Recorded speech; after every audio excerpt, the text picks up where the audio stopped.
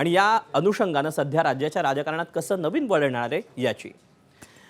राष्ट्रवादीच्या विलीनीकरणासंदर्भात खुद्द शरद पवारांनीच आता मोठा दावा केलेला आहे की अजित पवार आणि जयंत पाटलांमध्ये विलीनीकरणासंदर्भात चर्चा सुरू होती। मात्र जर अजितदादांनी तसा निर्णय घेतला असता तर हे भाजपला माहीत झालं नसतं का, किंवा याबाबत सगळी सकारात्मक चर्चा झालेली होती। मात्र विलीनीकरणाच्या कोणताही विचारात असते तर त्यांनी भाजपशी चर्चा केल्याशिवाय असा निर्णय घेतला असता का, असा प्रश्न खुद्द मुख्यमंत्र्यांनी उपस्थित करून शरद पवारांचा दावा खोडून काढण्याचा प्रयत्न केला। तसंच चर्चा अंतिम स्तरावर गेली असती तर आम्हाला सांगितलं असतं असंही मुख्यमंत्री म्हणाले। त्यामुळे विलीनीकरणाच्या दाव्यांवरच मुख्यमंत्र्यांनी एक प्रकारे शंका उपस्थित केली। मात्र त्याचवेळी शरद पवारांचे नेते शशिकांत शिंदेंनी माधाशी बोलताना थेट अजितदादांची शपथ घेऊन विलीनीकरणाबाबत अजित पवारांची चर्चा झाली होती। 12 तारखेला स्वतंत्र बैठक घेऊन निर्णय घ्यायचं ठरलं होतं असं शिंदे म्हणाले। विलीनीकरणाबाबत जोरदार राजकारण पेटलंय। नेमका कुणाचा दावा खरा आणि कुणाचा खोटा याचं उत्तर सध्या तरी कुणाकडे नाही। चर्चा कुठलीही अंतिम स्टेजला जर गेली असती तर अजितदादांनी आम्हाला सांगितलं असतं, आमच्याशी चर्चा केली असती।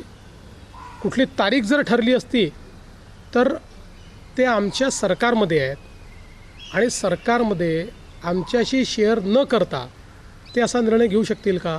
आता पवारसाहेबांचं त्यांचं काय बोलणं झालं, कोणाचं त्यांचं काय बोलणं झालं, मला याची कल्पना नाही। आमच्यापुरतं मी सांगतो की अशा प्रकारच्या तारखेची माहिती आम्हाला नाही। तर अजित पवारसाहेबांच्या पक्षाने हा निर्णय घेतला की आमचं नेतृत्व हे सुनेत्राताईंनी करावं। सुनेत्राताईंनी त्या ठिकाणी तो शपथविधी केला। त्यामुळे हा निर्णय सर्वस्वी राष्ट्रवादी काँग्रेस पक्षाचा आहे। त्यामुळे आमच्या साथीदारांनी जो निर्णय घेतला त्या निर्णयाच्या पाठीशी उभं राहणं ही आमची जबाबदारी आहे। त्यामुळे मुख्यमंत्री देवेंद्र फडणवीस यांनी राष्ट्रवादीच्या विलीनीकरणाच्या बाबत कुठलाही चर्चेला तथ्य नसल्याचं म्हटलेलं असलं तरी राष्ट्रवादी काँग्रेस शरदचंद्र पवार पक्षाचे प्रदेशाध्यक्ष शशिकांत शिंदे यांनी तर थेट उपमुख्यमंत्री अजित पवारांची शपथच घेतली आणि विलीनीकरणाच्या चर्चेच्या दाव्यावर त्यांनी शिक्कामोर्तब करण्याचा प्रयत्न केला। याशिवाय या विलीनीकरणाच्या चर्चा ज्या आहेत त्या संपत असून त्यांनी आता एक प्रकारे जो चेंडू आहे तो आता अजितदादांच्या राष्ट्रवादीच्या कोर्टातच टाकला आहे। आम्ही ज्या वेळेला चर्चा करत होतो आमच्यावर अजितदादाच होते, आता ते हयात नाही। मला वाटतं की आम्हाला त्याचं कुठलंही राजकीय भांडवल करायचं नाही। माणूस गेल्यानंतर खोटी शपथ तर घेऊ शकत नाही। अजितदादांची शपथ घेऊन सांगितलं की वस्तुस्थिती आहे। अजितदादांनी आम्ही असं ठरवलं 8-9 तारखेला, 7 तारखेला निकाल लागल्यानंतर 8 तारखेपर्यंत थांबून 9 तारखेला दोन्ही पक्षाच्या बैठका 9-10 पर्यंत घ्यायच्या, लगेच आपण 12 तारखेला विलीनीकरण करायचं ही आमची चर्चा होती। आम्ही विषय मांडला, निर्णय घ्यायचा, जसं देवेंद्र फडणवीस म्हणतात त्याप्रमाणे निर्णय आता कोणी घ्यायचा आहे त्या पक्षाच्या राष्ट्रवादीच्या अजितदादा गटाच्या लोकांनी घ्यायचा आहे। त्यांना नाही वाटलं विलीनीकरण नाही करायचं तर नाही करायचं, करायचं तर ते चर्चा करतील। चर्चा करताना पवारसाहेबांची उपस्थित चर्चा होईल। दरम्यान या सगळ्यामध्ये अतिशय महत्त्वाची भूमिका राहिलेली आहे ती म्हणजे शरद पवारांची। शरद पवारांनी काय नेमका दावा केलेला आहे तोही आपण पाहूया। याच्यामध्ये जे काही चालू होतं म्हणजे माझ्या कानावर जे होतं त्या सगळ्या चर्चेत मी नव्हतो। पण अजितदादा, जयंत पाटील, शशिकांत शिंदे असे आमचे काही सहकारी याच्यात सतत होते आणि ते या सगळ्यांना एकत्रित करण्याच्या प्रक्रियेचा दर येऊन पोचले होते। शेवटचं विषय त्याने आम्हाला लोकांना केलं होतं। दरम्यान हा आघात झाला। मग आता दोन्ही राष्ट्रवादी दादांची इच्छा होती ती खुली हवी ही आमची इच्छा आहे। पण आता त्यांची दिसत नाही हे सगळं झालंय त्याच्यावरून असं काही सांगताच नाही, एकदम सांगते।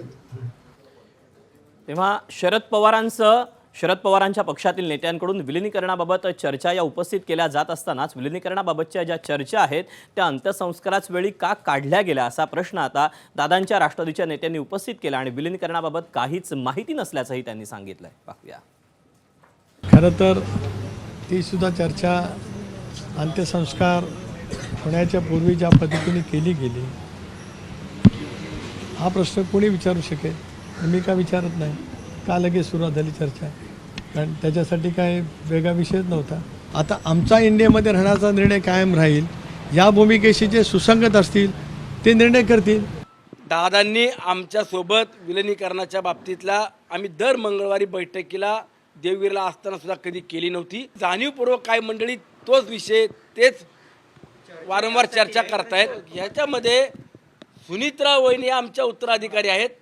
जो निर्णय सुनित्रा वहिनी घेतील तो राष्ट्रवादी काँग्रेस पक्षाच्या सर्वसामान्य कार्यकर्त्याला, प्रमुख व्यक्तींना, जबाबदार असलेल्या विधानसभेतल्या आमदारांना देखील तो निर्णय मान्य असेल. एवढं दादांची चर्चा वहिनींबरोबर झालेली असेल ती वहिनींना फक्त माहिती आहे, आम्हाला कोणालाही माहीत नाही आणि आम्ही कोणी त्याच्यामध्ये सहभागी नव्हतो. त्यामुळे आम्ही त्यावर भाष्य करू इच्छित नाही. परंतु जी काही मर्जरची चर्चा होईल ती वहिनींबरोबरच होईल आणि वहिनीच या ठिकाणी आमच्या पक्षाच्या अध्यक्ष आहेत, आमच्या पक्षाच्या नेत्या आहेत. त्या निर्णय घेतील, त्या जे निर्णय घेतील ते निर्णय आम्ही मान्य करू. दरम्यान एकीकडे या सगळ्या चर्चा होत असताना शरद पवारांच्या राष्ट्रवादीचे आमदार अजित पवारांचे पुतणे यांनी मात्र अजित पवारांचं 13वं झाल्यानंतर रोहित पवार यांनी हे सगळे मुद्दे व्यवस्थितपणे मांडणार असल्याचं सांगितलंय. तर जयंत पाटील यांनी मात्र विलिनीकरणाच्या चर्चेला दुजोरा दिलाय. पाहूया. विलिनीकरणाचा विषय अजितदादांच्याबरोबर आमची चर्चा चाललेली होती. अजितदादांच्या ज्या दिवशी गेले त्या दिवशी मी सगळ्यांना सांगितलं माझा त्यांचा जवळचा कसा संबंध आलेला होता, अलीकडे तर वाढलेला होता, हे सांगण्याचा उद्देश होता. त्याबद्दल मी एक पत्रकार परिषद काही दिवसानंतर घेईलच. बरेच काही डिटेल्स आहेत, त्या डिटेल्स आपल्या सर्वांसमोर आणि तुमच्या माध्यमातून लोकांसमोर नक्कीच मी त्या ठिकाणी आणेल. तर म्हणून 13वा ज्या दिवशी होईल त्यानंतर मग ह्या सगळ्या गोष्टी आपल्या सर्वांसमोर आम्ही त्या ठिकाणी आणू. एबीपी माझा, उघडा डोळे बघा नीट.